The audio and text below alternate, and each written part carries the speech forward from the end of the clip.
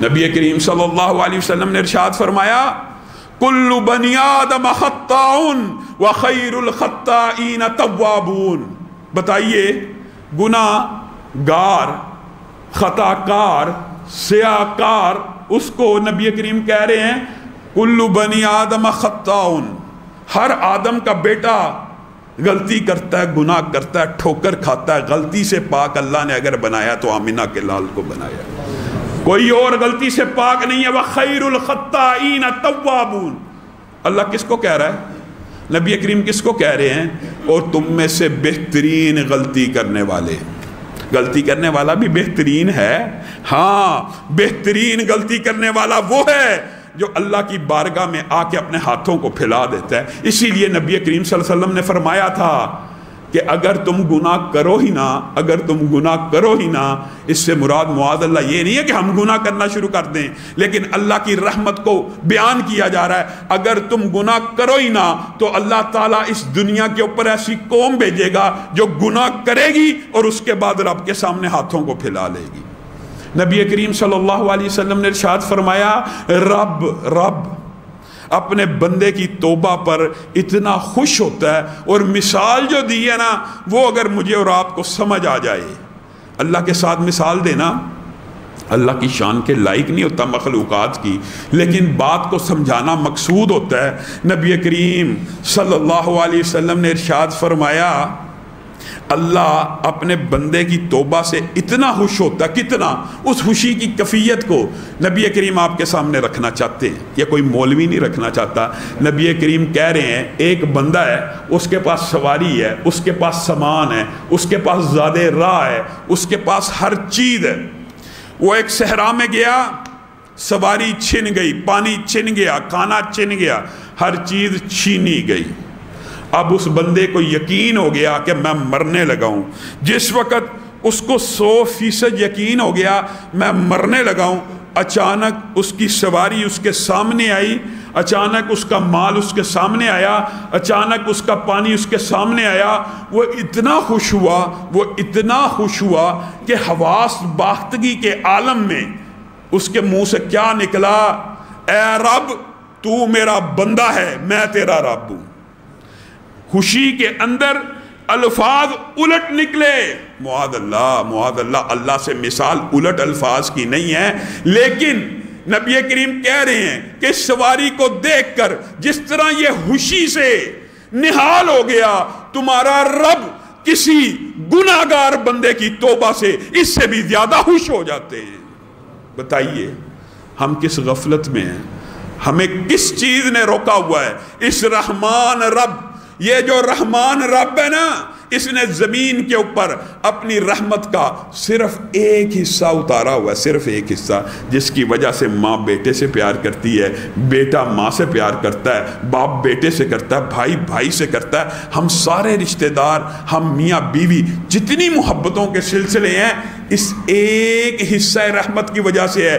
حتیٰ کہ چرند پرند درندے، آپ نے پرندوں کو بھی دیکھا ہوگا اپنے بچوں کے چونچ کے اندر دانہ ڈالتے ہیں، آپ نے درندوں کو بھی دیکھا ہوگا اپنے بچوں کو دودھ پلاتے ہیں. یہ سارے کے سارے محبت کے، الفت کے، معدت کے سلسلے ایک حصہ رحمت کی وجہ سے ہیں.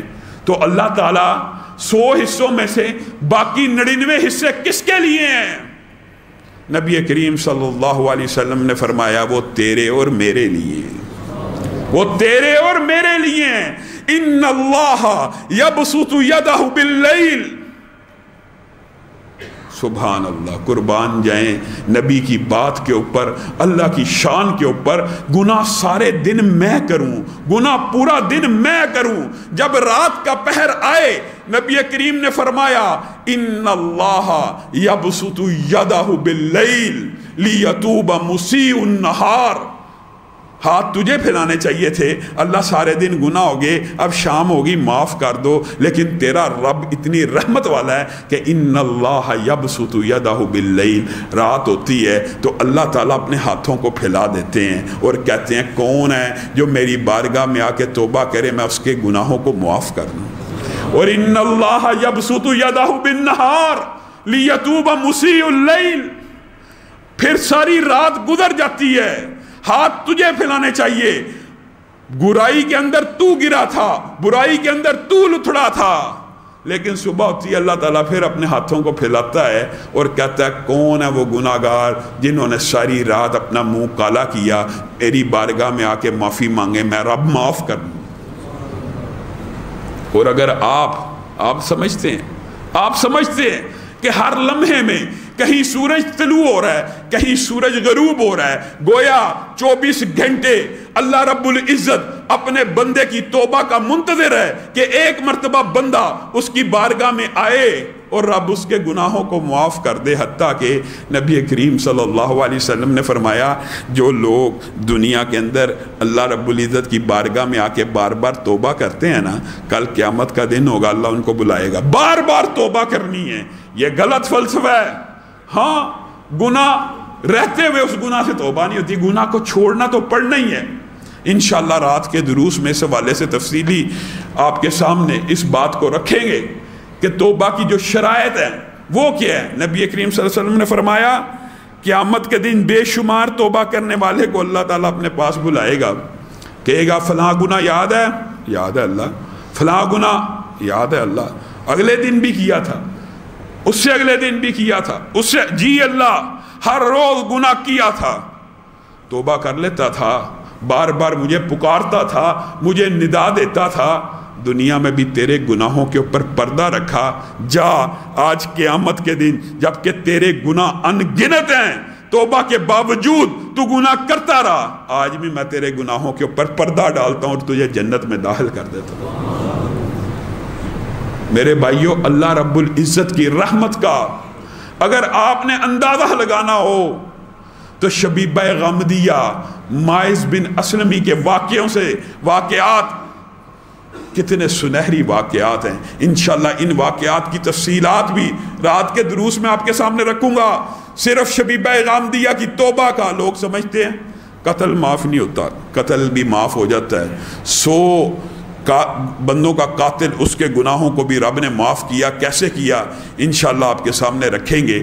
जना का गुनाह वो भी माफ़ हो जाता है, शिरक का गुनाह वो भी माफ़ हो जाता है। एक मर्तबा जब इंसान अल्लाह की बारगाह में आता है हर गुनाह माफ़ हो जाता है। वो गुनाह जिसकी संगीनी का अंदाज़ा ये है कि 60 साल की इबादत एक पलड़े में रखी जाए, एक वक़्त की बुराई और गुनाह एक पलड़े में डाल दिया जाए तो जना का पलड़ा भारी हो जाता है 60 बरस की इबादत से।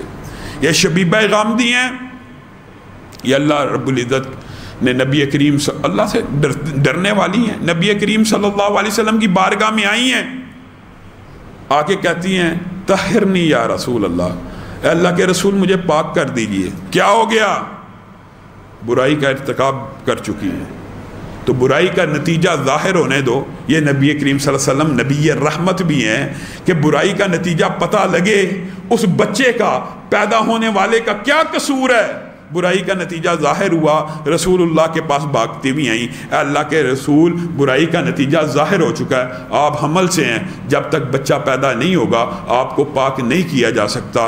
बच्चा पैदा हुआ, शबीबा ने कैसी तौबा की, इस गामदी औरत ने कैसी तौबा की कि 9 महीने भी गुजर गए, दिन रात अपने गुनाहों को याद करके तड़प रही है, बेचैन हो रही है कि अल्लाह उसे पाक कर दे, अल्लाह उसे ताहिर कर दे। पहले दिन का बच्चा उठाए नबी की बारगाह में पेश होगी, अल्लाह के रसूल मेरी बुराई का नतीजा ज़ाहिर हो गया, अब तो मुझे पाक कर दीजिए। रसूलुल्लाह ने कहा अभी मौका नहीं आया पाक करने का, इसको दूध कौन पिलाएगा, इसकी परवरिश कौन करेगा, जब तक ये बच्चा रोटी का टुकड़ा खुद नहीं खाएगा मैं तुझे पाक नहीं करूँगा।